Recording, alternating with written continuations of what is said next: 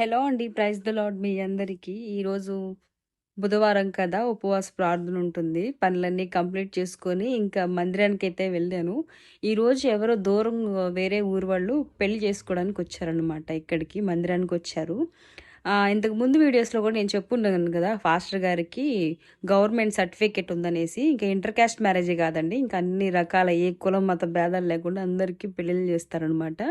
వీలైన వాళ్ళు ఇక్కడికొచ్చి చేసుకుంటారు. లేదా ఇంటి దగ్గరన్నా చేస్తున్నప్పుడు పాస్టర్ గారు ఎళ్లి చేసొస్తారు. ఇప్పుడు మందిరంలో పెళ్లవుతుంది గదా! ఇంకొక మ్యారేజ్ గూడా వెంటనే ఉందంట. వాళ్ళు భోజనాలు కూడా అవి అరేంజ్ చేసుకున్నారు. సో, చర్చికి దగ్గరలోనే పాస్టర్ గారి వాళ్ళ ఇల్లుంటుంది. అలాగే మా మేనత్త వాళ్ళ ఇల్లు గూడా ఇక్కడ దగ్గరేనండి. స్టే చేసుకోవడానికి ఇంకా కొంతమంది రావాల్సుంది. సో, ఈలోపు మా మేనత్త వాళ్ళ ఇంటికెళ్ళాను. అక్కడ నేను చిన్నప్పటి నుంచి చూస్తున్నాను ఈ జాంకాయ చెట్టు.